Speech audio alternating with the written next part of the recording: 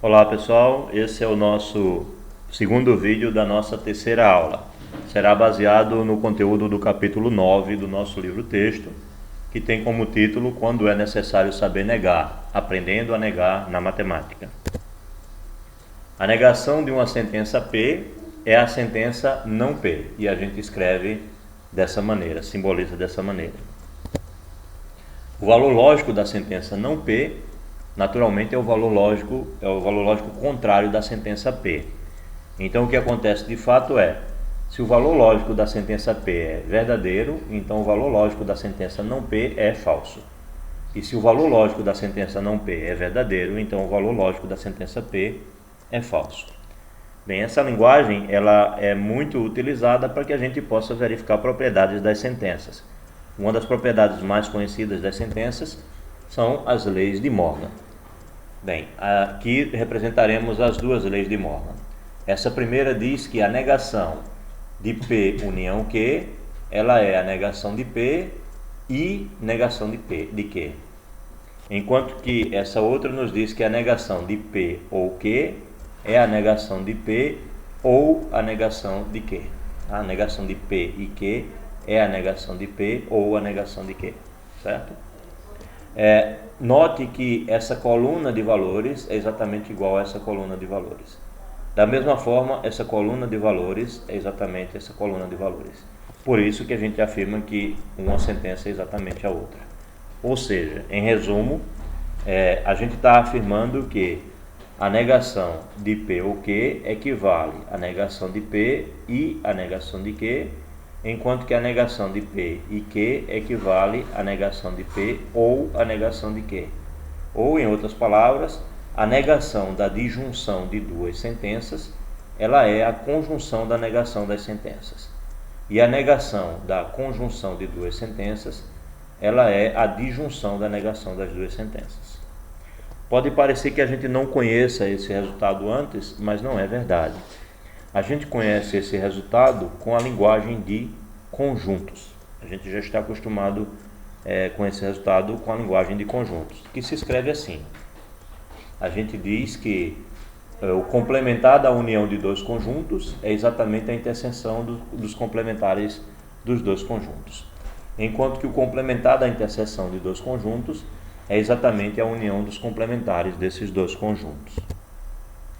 Vamos então resumir o uso nos nossos textos da negação, né? Então, se você tem uma sentença que usa maior do que, a sentença que nega essa sentença vai usar menor do que ou igual. E se você tem uma sentença que usa menor do que ou igual, a sentença que nega essa sentença dada vai usar maior do que. Analogamente, se você tem uma sentença que usa menor do que, a sentença que nega essa sentença vai usar maior do que ou igual.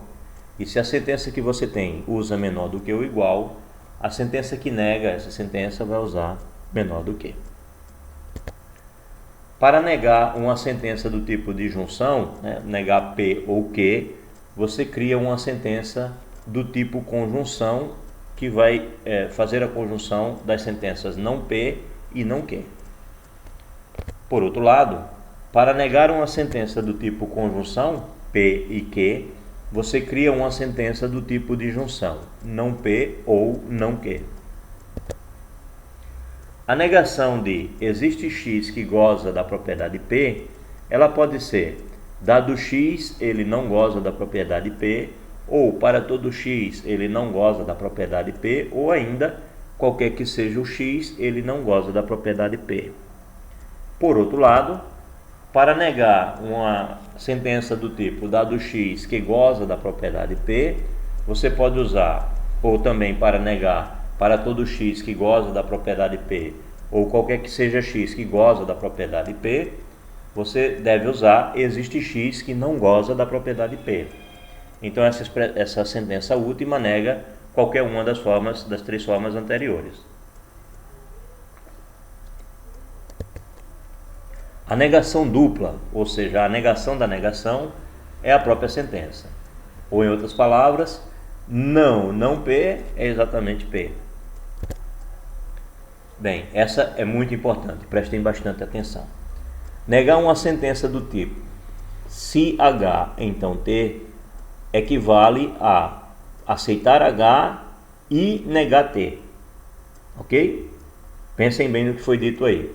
Negar uma sentença se H, então T, equivale a aceitar H e negar T.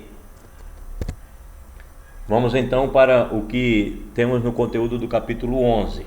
O absurdo tem seu valor. As demonstrações por redução ao absurdo. Nosso objetivo aqui é apresentar a técnica de demonstração conhecida como demonstração por absurdo ou por contradição. A ideia é, na demonstração de uma sentença, se H, então T, negar T, mas supor H válida. Lembre-se que foi exatamente o que eu acabei de dizer quando falei aqui do item 7, ok?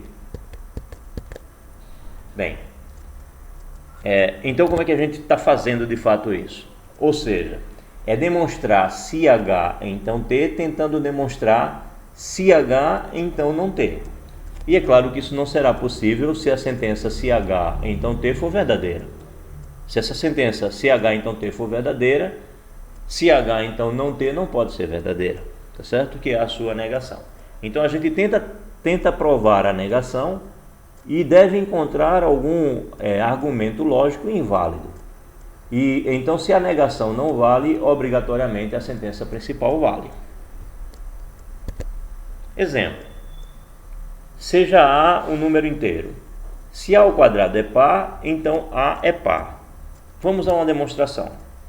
A gente nega então a tese. A tese é, então A é par. A gente nega.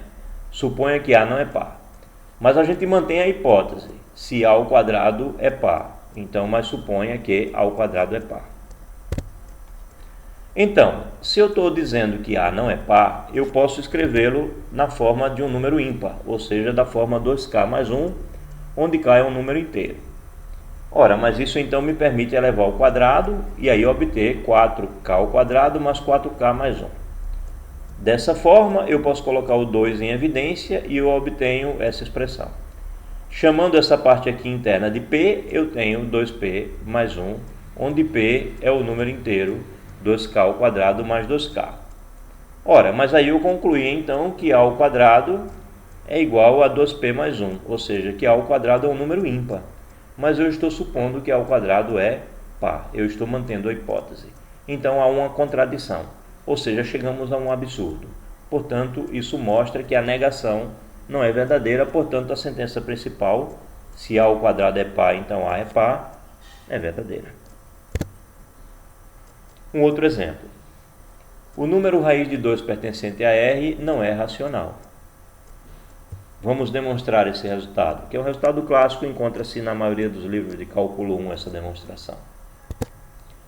Suponha que raiz de 2 é racional, ou seja, a gente está negando a tese.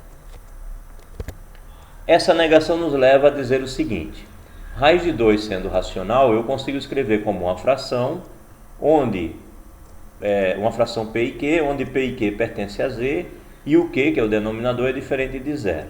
E ainda mais, eu posso escolher dentre todas as frações possíveis que representam o mesmo número, eu posso escolher o numerador e o denominador primos entre si. Ou seja, se eu pego uma fração e ela é redutível, eu reduzo, e aí eu vou reduzindo até chegar numa fração irredutível. Bem, aí olhando para aqui, eu elevo ao quadrado os dois lados dessa igualdade e eu tenho que 2 é igual a P ao quadrado sobre Q ao quadrado. Mas assim, eu fazendo aqui o produto dos meios e dos extremos, né, eu tenho que P ao quadrado é igual a 2Q ao quadrado, onde o Q ao quadrado é um número inteiro. Ou seja, eu estou chamando a atenção que o P ao quadrado se escreve como um múltiplo de 2.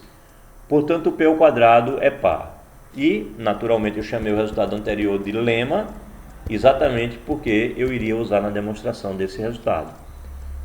Como é um lema, o lema anterior me garante que P é par, tendo em vista que P ao quadrado é par. Ora, então se P é par, eu consigo escrever o P como 2m, onde m é um número inteiro.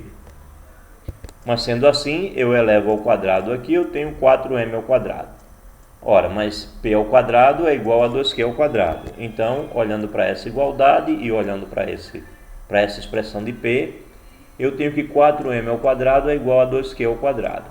Bem, naturalmente divido por 2 aqui e concluo que 2m ao quadrado é igual a q ao quadrado. E assim, q ao quadrado se escreve como múltiplo de 2, portanto q ao quadrado é par. Novamente, pelo lema anterior, q vai ser par, né? Porque q ao quadrado é par. Mas aí a gente chegou a um absurdo, porque a gente tinha concluído que p é par e q é par. Como é que pode p ser par e q também ser par? Essa fração não seria irredutível.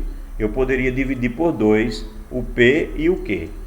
Portanto, não seria possível escrever raiz de 2 como uma fração, e sempre teria que ser possível caso a raiz de 2 fosse um número racional. Então concluímos que, de fato, não podemos dizer que raiz de 2 é racional. Logo, raiz de 2 é um número irracional, e isso termina a nossa demonstração. Ok? Bem, concluímos por aqui os vídeos dessa sessão dessa semana. Por favor, façam os exercícios. Obrigado.